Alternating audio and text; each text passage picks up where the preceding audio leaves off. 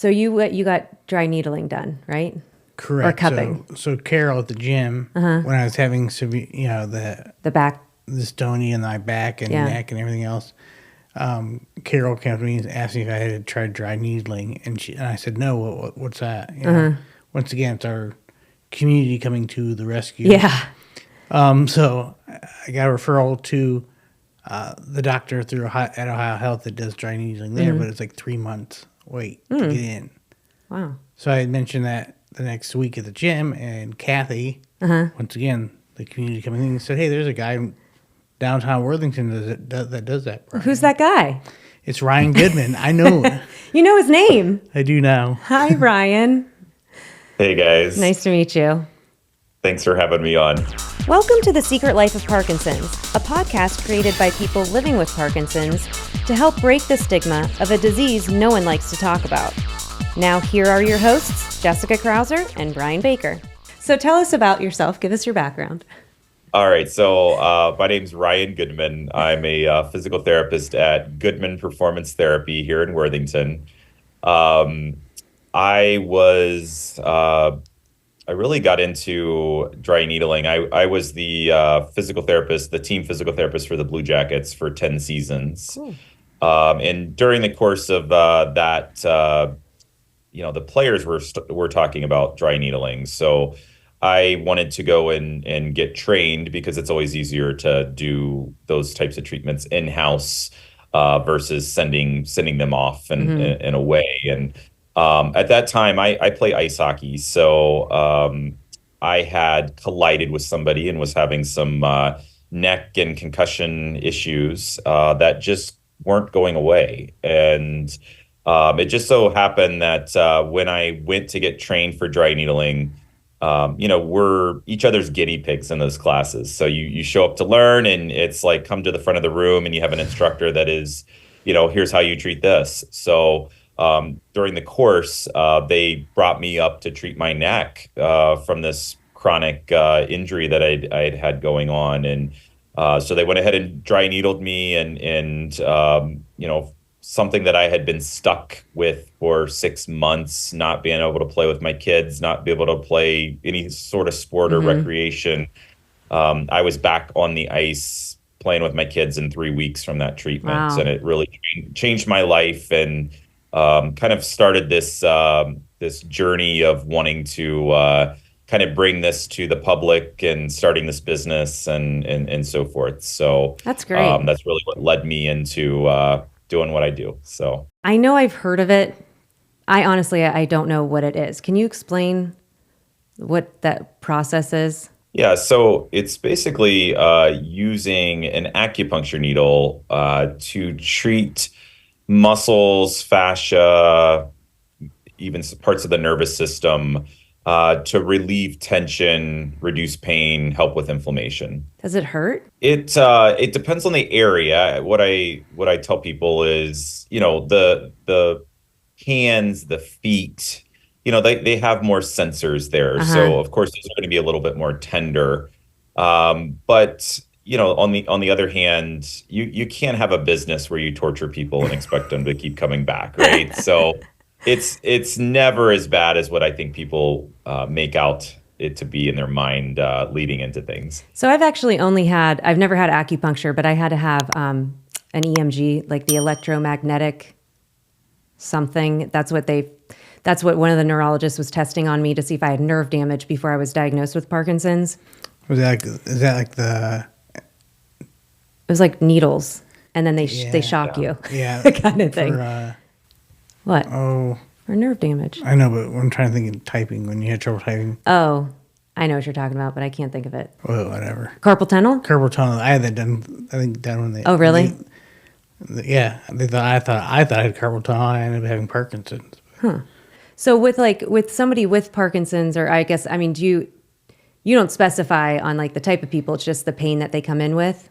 Yeah, I think my practice it varies with different conditions, whether it's orthopedic conditions or some neurological conditions. But basically, people that are having pain, with muscle tension and tightness as a main driver is kind of what my practice will be, focused on, whether it's sports medicine or regular orthopedics or neurological conditions. So, is it something that people have to keep coming back for, or does they take a couple sessions and then it releases the pain? It really depends. I think on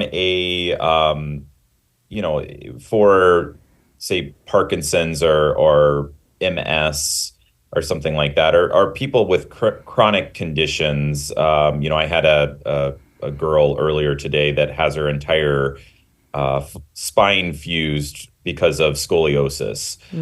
So for her neck and her back is not moving properly because her whole mid back is fused.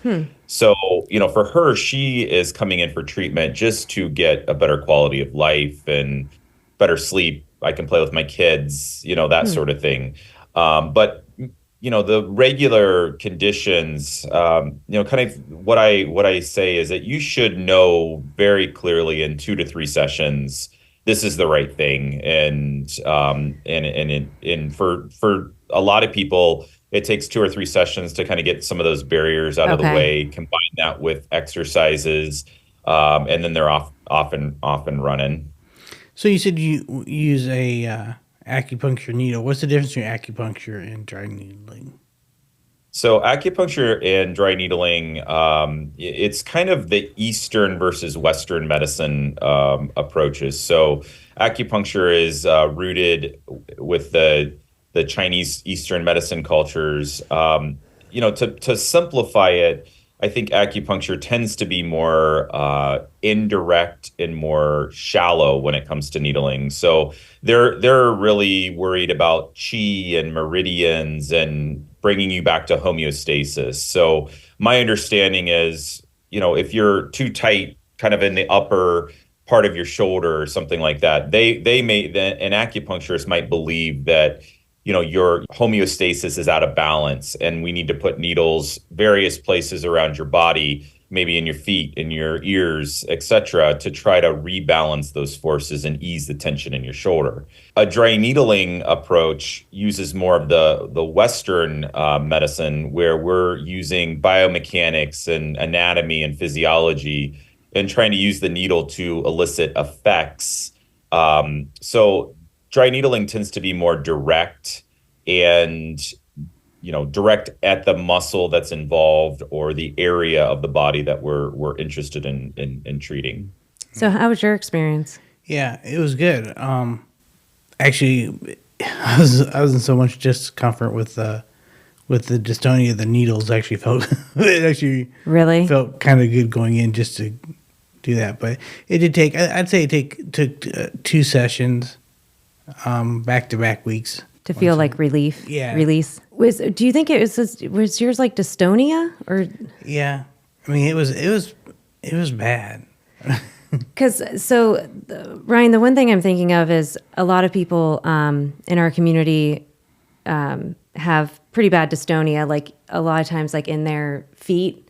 And I know you said like that's probably like more of a sensitive, touchy part, but right. I know like a couple people at the gym, they've gotten Botox shots to kind of help alleviate that. And I think Tom was even saying like he did it, but then it almost relaxes your foot too much. So is dry needling something that would be helpful for that situation?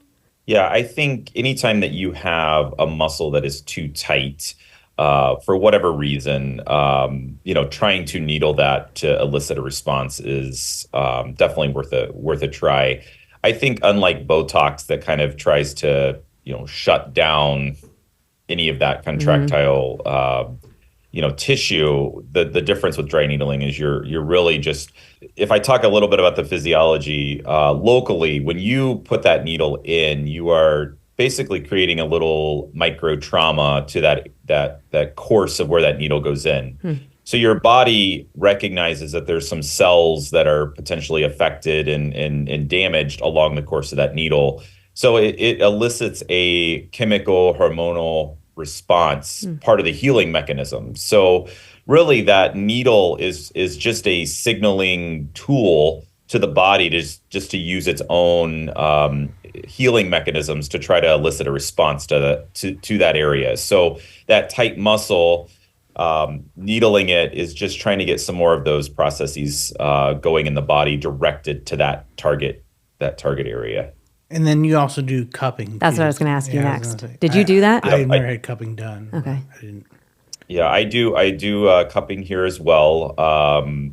With cupping, instead of using a needle to create a micro injury, you're really relying on the suction to pull blood to the surface, and those little vessels at the surface will become oversaturated, and those small vessels at the surface will rupture.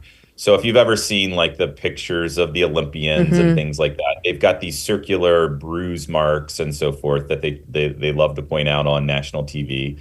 But really that blood that goes outside of the vessels when those little vessels rupture is really what's causing the same healing mechanism that the needling would cause by doing the poke.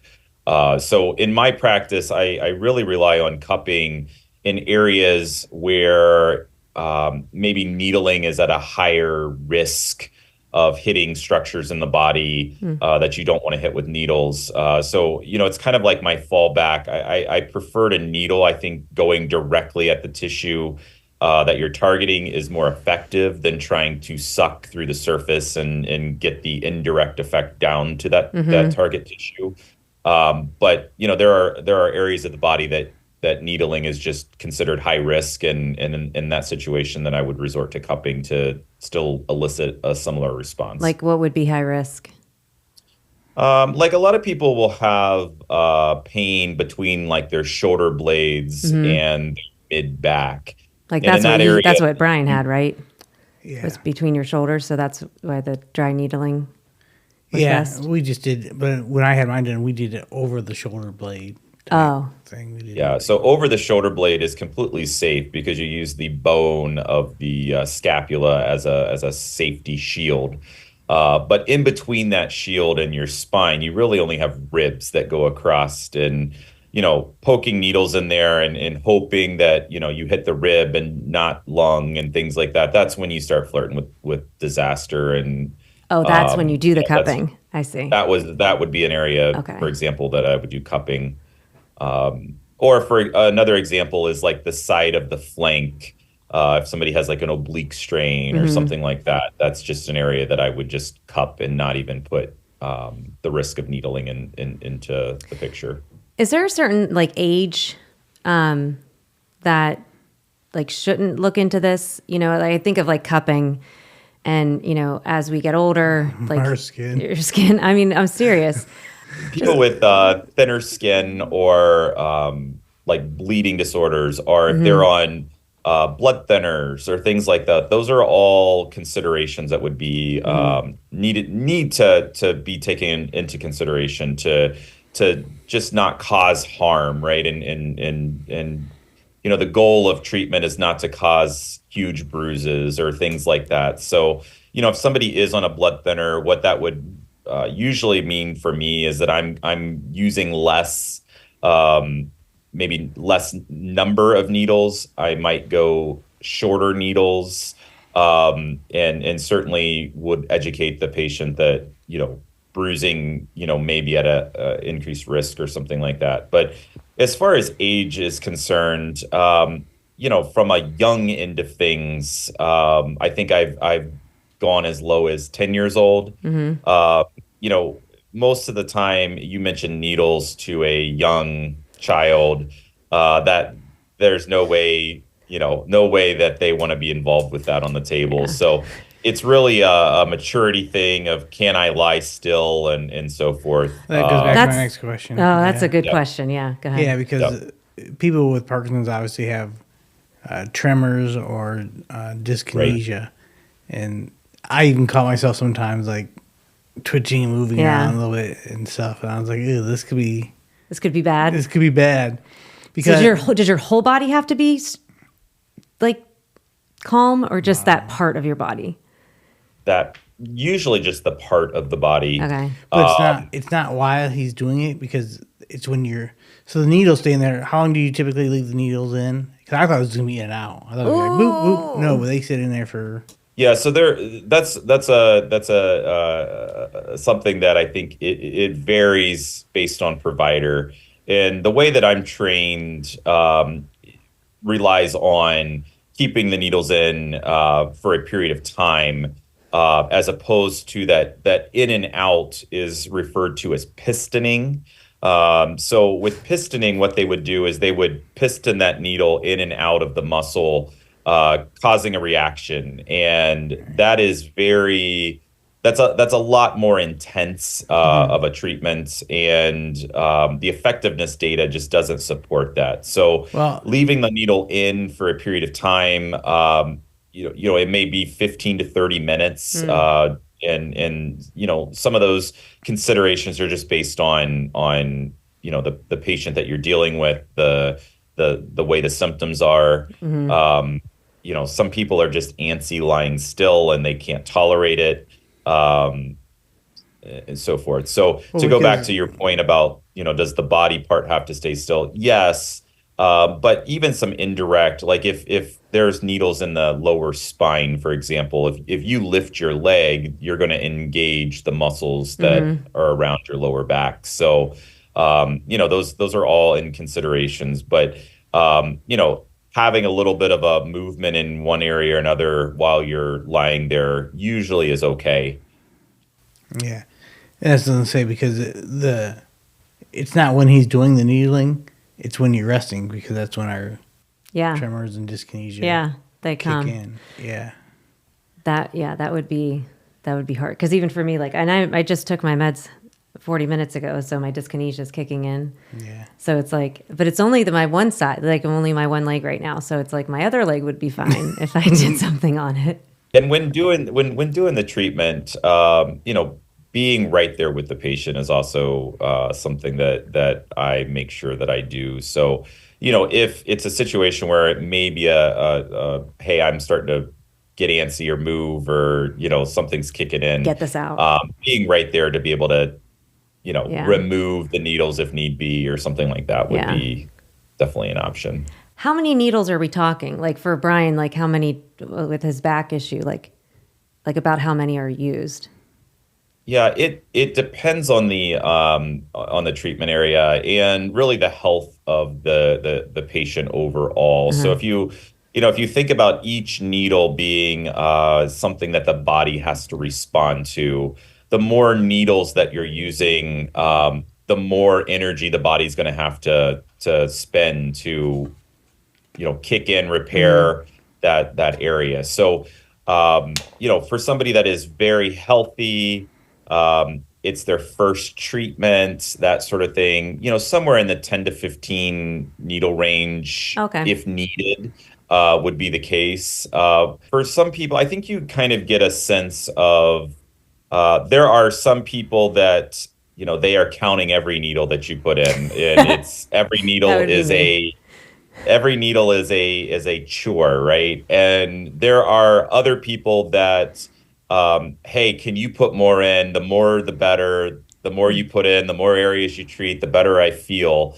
So you can get to having quite a few needles in somebody at one time. There's really not a max from that perspective. I didn't care. But that certainly wouldn't be treatment one. Yeah. And it would, something that Gradual. you would certainly do if needed. I was so in so much pain and discomfort. I didn't care. I was like, let's just do it. I don't care. I don't want you don't explain to me. Just do it. I could just imagine you laying on the table with all these needles sticking out of your back. It looked like what, Hellraiser. Yes. Yeah. It's a good one to think of. Very cool. Well, we're glad that you do it. We're glad that you helped Brian, because he was being a whiny baby for a while. I mean, really. But that's okay. That we're all allowed to complain every once in a while. But yeah, so did you have something else? Yeah, because like I said, not every physical therapist is certified to do this. And so look for people out there to look for individual practices too. Yeah. As long as they have a physical therapy background. Do you have to have a physical therapy background to do this? You can do it as an athletic trainer, as a physical therapist, physician, chiropractor. Okay, so they have to be some sort Um, of certification. but as a whole, dry needling is not covered. I don't know that it's covered by any insurance. So most of the time, it is in a cash-based Hmm. manner, and that is how my practice runs. It is a cash-based practice, so I don't accept insurance or anything Hmm. like that. But what that also does is it removes any need for prescription or anything like that from the doctor. So Yeah. you can just look up and schedule an appointment to come in and see me, and it's not something that you need to have a referral from a physician or Hmm. anything like that. Okay. So, my practice is Goodman Performance Therapy .com. There is a direct scheduling link right on the homepage that gives times and days and all that good stuff that you can have access to get on the schedule directly from there. Cool. Well, we have people who watch from around the world, so hopefully you don't get anybody, calling you from too far away. But no, that's awesome, and thank you so much for sharing this information. Because, like I said, people, especially with dystonia, and any of that stiffness, like they're just looking for some sort of relief in some way. So a lot of people have gone to Botox or the medications, physical therapy, just in general, stretching out. So knowing that dry needling is an option as well, I think it's really great. So. Thank you so much for coming on. We really appreciate it. Can I do my 30 seconds? Do it. All right. In our last 30 seconds, I'll leave you with this. There are so many different options out there. It's just finding and learning what's right for you. There's dry needling, as you heard, in the Worthington, Ohio area, Columbus, Ohio. But I'm sure you can Google search dry needling, make sure it's backed by a physician or PT, anybody with that background, and check it out. It doesn't hurt to try. But with that, we will see you next time.